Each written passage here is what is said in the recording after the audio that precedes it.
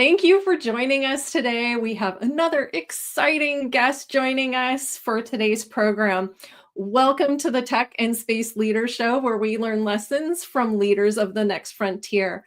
I am your host, Lisa Dreher, and I am very excited to introduce our guest for today, Dr. Femi Ishola. He is the founder and CEO of Phemotron Systems. Welcome to the show, Femi. Thank you so much, Lisa. It's my pleasure to be here. Thank you so much for having me. Absolutely. Maybe we can start by having you give a little bit of background on yourself and Phemotron Systems. Yes, thank you very much. Phemotron Systems is a new space company trying to revolutionize space exploration for Africa. I am the founder and CEO of the company. We have locations in Japan, in Florida, and also in Lagos in Nigeria. We are looking to expand to other regions in Africa, Southern Africa, as well as Eastern Africa. We're making plans towards that as we speak. I'm very happy to be surrounded by, astute professionals. We have the likes of Dr. Rula Robotu, who is the chair of advisory board, is leading the charge with executive and top level communications with our clients in Africa and other regions. Mr. Leslie Giscombe is the president and chief business officer of the company in the US. And we have Mr. Muto Noroji, who is in charge of the affairs of the company in Japan. Phemotron Systems is bringing in AI technology into small satellite, and we are utilizing a low-cost, high-performance platform to revolutionize new space exploration for emerging African space explorers. Amazing. How did you come to found Phemotron Systems? Well, actually, Phemotron Systems has been around for a couple of years. We started out as an infrastructural, product development company in Nigeria a couple of years back. But over the years, having been opportune to work and study in several countries, France. Actually, I'm fortunate enough to have worked and studied in all the continents of the world, and all of these have all been in the space industry. I'm very fortunate. I give all thanks to God and all the opportunities provided to me by several scholarship foundations, to be able to have all these opportunities. So now, having gotten a lot of experience in the global space industry, I decided now is the time, to be able to, solve meaningful problem in Africa, by, bringing in satellite applications and, satellite integration capabilities into the African continent. Very good. Well, congratulations on being recognized and winning the Satellite 2025 Startup Awards. That is wonderful, and what an accomplishment. What did that winning of the award mean to your organization? Yes, thank you. Being declared the Startup Space Competition winner at Satellite 2025 is a monumental milestone for Phemotron Systems. It serves as a powerful validation of our vision and the hard work that our team has poured into developing these innovative solutions, which are critical, for the challenges we have in Africa, and other on the South regions of the world. Talk about South Asia, talk about South American countries. They have a similar, situation with African continent. I have to give kudos to the company leadership.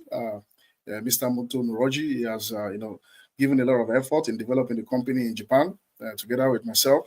Mr. Leslie Giscombe, Dr. Roland Robotu, Mr. Todd Johansson, who was vice president in the US, and other, officers who, work tirelessly to make all of these things happen. As you can see, we have locations all around the world, right? It's not easy to achieve those kind of feats. It takes a lot of effort, a lot of resources, a lot of time, to be able to do all of this. And I'm grateful to, our leaders. This recognition, significantly boosts our visibility in the space industry. It opens doors to potential partnerships, collaborations, and investment that are crucial as we, move forward to building and launching our AI Mother Box 1 satellite. In terms of scaling our operations, it's also helping. The win amplifies our messages, and it also underscores the importance of the work we are doing in bridging the digital divide and fostering socioeconomic growth through the use of space technology in Africa. Right, right. And maybe you can expand upon that. So the organization's tagline, I saw was space solutions for Earth problems. Can you elaborate on that? Yes. So space used to be the sole domain of technology demonstrations, right? The power, demonstration of power, technological power between the top countries, USA and USSR back in the day.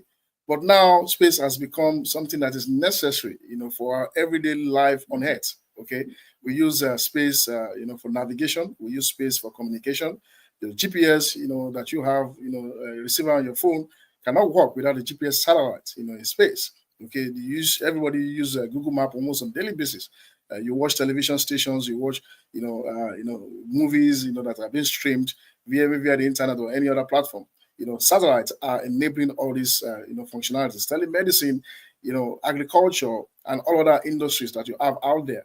All of these are being enabled by space and satellite technology. If you look at how space has impacted human life, it's significant. But if you look at Africa, how Africa is performing, compared to other regions, you see that there is a large divide. There's a lopsided, kind of, application of space technology in Africa. You have several mineral resources in Africa, that can be managed by, making an effective use of space technology. Conflicts, border conflicts that we have can also be attributed to some of this lack of access to some of these advanced tools, that can easily help the government, to be able to, make effective use of their resources and so on. The list goes on and on. So we are saying that we can make an effective use of space technology, to help development in Africa. That is wonderful.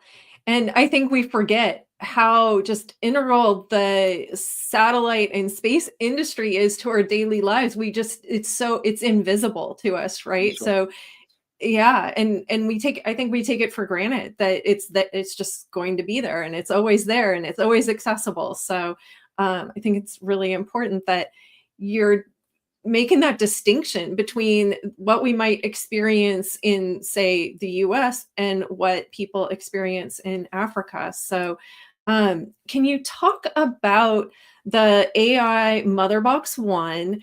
And it's kind of the centerpiece to your platform. Can you talk a little bit about it? Yes. So the AI Motherbox One is the name of our flagship space mission, and it's involved 3 satellites, a 12U CubeSat, and 2 additional 3U CubeSats that are going to be launched together on a single rocket. And the way they are going to be launched, the 3 of them will be assembled together and mated together. The 12U will serve as a mothership, that carries the 3U CubeSats. And when the satellites, bulk of the satellites have been deployed in space, then one of the next event that's going to happen is that the mothership will deploy the 3U CubeSat. So you're going to have a formation flight of the 3U CubeSat together with the 12U CubeSat. So that's how the name Motherbox came about. And then the AI component of it is where we are trying to develop and demonstrate AI, functionality for formation flight and also for advanced onboard processing of the, information, data that is being gathered by all the sensors aboard the 3 satellites. And we also have, some other systems that we are incorporating into the satellite in order to be able to improve the data communication link between, the satellites and the ground station. Okay. And really, I think you're alluding to something that's really important here, and that is that data is so central to everything. When you look at the Phemotron Systems solution, how is it improving, latency, bandwidth, and just, I guess, the overall economics for satellite connectivity? Right. So the kind of satellite we are building are categorized as small satellites. Okay. They are not comparable to the likes of the huge communication satellites. Generally, satellites are classified by sizes and by their capabilities. You can have a satellite of the size of a bus. You can have a satellite of the size of a house. You can also have that of the size of a refrigerator or a microwave oven. Let's say the kind of satellite we are building is about the size of a microwave oven. Okay. So in terms of capabilities, they cannot do as much as the likes of the size of that of a bus, right? So, but then African countries, as we know, cannot afford, those kind of huge satellite that cost several hundreds of millions of dollars. Okay, even if they can afford one, they cannot afford, a replacement immediate. Okay, they cannot afford a fleet of them. So, but they can afford the smaller ones of the size of, a microwave oven, right? So we are saying that if you can have multiple of, satellites of the size of a microwave oven, multiple of them, from in a formation flight, then you can actually more or less replicate, the functionalities of a big satellite, of one big satellite. So you can, with incremental amount of money, you can more or less achieve 70% of what a bigger satellite can do for you. How are we trying to do that? We're trying to utilize formation flight configuration, and also we're also trying to use advanced, communication and onboard processing engines. So we have what we call the AI engine 1.0, which is unique to our platform. The AI engine is basically an AI accelerator that we are introducing into the small satellite CubeSat bus system. This is going to help, the onboard processing of all the data that the sensors are gathering in space. Let's take, for instance, the sensor, takes a lot of images, the multispectral imager takes a lot of images, and then all of this information, all of this data are to be downlinked to the ground station. At a single pass, you might only get about, let's say, 30 to 45 minutes. I think 45 minutes is even much. Let's say 30 minutes of link or access to your ground station, right? You cannot really download, all of these images at a single go, because of the communication speed, that exists between your ground station and the satellite. So why do we have to download all the images when we can easily do some onboard processing, select the ones we need, and downlink, the useful ones? So the AI accelerator is going to be doing, just that, selectively, taking care of the unwanted images, the unwanted data, and sending down only the key items that are needed at the ground station. And also we have another unit we call the Up2X engine. The Up2X engine is the first hybrid optical and RF communication module that we are introducing to the market, for CubeSat. We are currently developing this, and we're very proud of the work that we are doing on this. With this, we will be able to demonstrate up to 10 gigabits per second link between CubeSat and the ground station, on the laser band 1.5 micron, and also we are looking forward to demonstrating a few gigabits per second on the X band. Okay, this means all weather, all scenario kind of communication. If you are, banking on only the optical channel, you might be having, some obstruction due to cloud cover, and several other factors, that feeds the channel. If you are basing only on the X band, you have limitations, due to the communication speed, the bandwidth, and all of that. So combining both of them, makes it possible to actually have, more communication access, to your ground station. Wow, what terrific advancements you're making. This is really exciting. One of the things that you mentioned earlier is that you are building a presence across the US, Africa, and Japan. What are some of the unique opportunities this offers, and what are some of the challenges that you're facing as a result of this global rollout? So we are very proud to be breaking down geographical boundaries in space exploration. Well, its collaboration exists already. You see, ESA collaborating with NASA, even Roscosmos collaborating with NASA, and and thereabout. But how many of these collaboration have we seen, between foreign space agencies and Africa? So we are bringing now, much of these collaborations, to Africa. We are breaking down these boundaries. This is not just an idea. It's very necessary for more equitable and prosperous global future.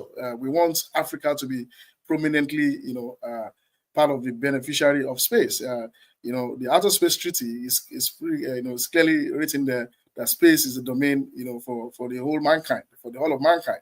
Okay, well, if Africa is part of mankind, then we need to also, benefit from space. No one is really restricting Africa, but at the same time, we should, try to develop systems and, frameworks that makes it easy, for some of the African countries with low GDP, to be able to have access to space. Space is an expensive business. It's not also an easy business. It's a very difficult business. You're going to have failures. You're going to have to waste a lot of money in the process of developing these systems. And this is why it's essential to start small. And we are starting with small satellites, and which is cost effective enough, for African countries to be able to access, the benefits of space exploration at the fullest extent. Excellent. What is your long-term vision for Phemotron Systems then? So our long-term vision is to become the foremost satellite integrator in Africa. That's our long-term goal. African market is very, very promising. There are 54 countries in Africa, and only a handful of these countries in Africa are satellite as we speak, just about 16 of them. So you see, Phemotron has a lot of apples, to pluck from the tree. Okay, so you see a lot of other foreign satellite integrators trying to poach into the African market. Well, the statement is out there. Phemotron is the owner of the market. Okay, we are the African, we are the African company. Okay, so we want to take the largest market share in Africa. We want to be able to, control, satellite development there. We are currently speaking with a couple of countries. We have a letter of intent already, and so we want to be able to, be the go-to company, to manufacture satellites for African countries. That's our long-term goal in Africa. Excellent, excellent. That is an amazing goal, and we hope that you continue on your path. So I want to end with one last question, and that is, if you were to make one prediction about the future, what would it be? The era of space being the exclusive domain of a few large players is coming to an end.